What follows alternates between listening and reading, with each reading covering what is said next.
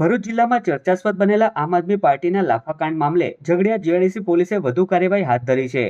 પોલીસે ભરૂચ જિલ્લા આપ પ્રમુખ પિયુષ પટેલ, જિલ્લા પંચાયત સભ્ય રજની વસાવા અને સર્જન વસાવાની ધરપકડ કરી છે. એપ્રિલ 2026 દરમિયાન ઝઘડિયા જીઆઈડીસી સ્થિત મેટ્રોપોલિટન એક્ઝિમકેમ કંપનીમાં આગ લાગવાની ઘટના બાદ પોલીસ અને એક વ્યક્તિ સાથે થયેલી તકરારના મામલે ગુનો નોંધાયો હતો. આ કેસમાં ટ્રેસપાસિંગ, મારામારી સહિતની વિવિધ કલમો હેઠળ કાર્યવાહી કરવામાં આવી હતી. આ પ્રકરણમાં ધારાસભ્ય ચેતર વસાવા સહિત 4 લોકો સામે ગુનો નોંધવામાં આવ્યો હતો.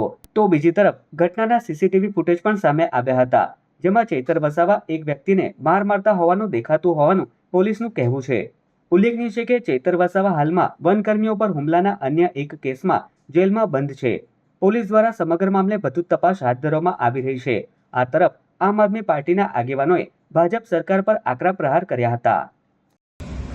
જય જોહાર, જય ભારત. આજે અમે ઝઘડિયા જીઆઈડીસી પોલીસ સ્ટેશન ખાતે સવારથી જ અમારા આમ આદમી પાર્ટીના આગેવાનો છે કે જેમને ઝઘડિયા જીઆઈડીસી પોલીસ સ્ટેશન મારફત સમન્સ પાઠવવામાં આવેલો હતો આજની તારીખમાં હાજર રહેવા માટે.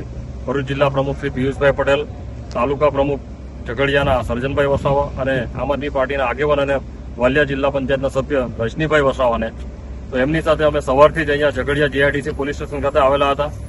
જે ઘટના ઝઘડિયા જીઆઈડીસીની મેટ્રોપોલિટન કંપનીમાં બનેલી હતી, માન્ય ધારાસભ્ય શ્રી ચૈતરભાઈ વસાવાની સાથે એ ઘટનામાં આમ આદમી પાર્ટીના જે આગેવાનો છે એમના પર પણ ફરિયાદ દાખલ કરવામાં આવી છે અને એના માટે જ્યારે સમન્સ પાઠવવામાં આવેલો હતો અને અમે એમની સાથે અહીંયા આવેલા હતા ત્યારે ઝઘડિયા જીઆઈડીસી પોલીસ સ્ટેશનમાં આખો દિવસ એમની પૂછપરછ કરવામાં આવી અને સાંજે એમની ધરપકડ કરવામાં આવી છે.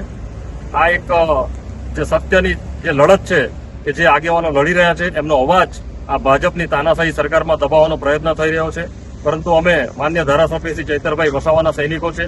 એમની આ લડતમાં, પ્રજાની આ લડતમાં, પ્રજાને ન્યાય અપાવવાની લડતમાં હર હંમેશા અમે અગ્રેસર રહીશું. અમારો અવાજ ક્યારે પણ આ ભાજપના લોકો દબાવી નહીં શકે. આવતીકાલે ઝઘડિયા જ્યુડિશિયલ કોર્ટમાં આ લોકોને હાજર કરવામાં આવશે ત્યારે અમને ન્યાયતંત્ર પર પૂરો ભરોસો છે કે સત્યની આ લડાઈમાં સત્યની જીત થશે અને આવનાર દિવસોમાં અમારી આ લડત અટકવાની નથી.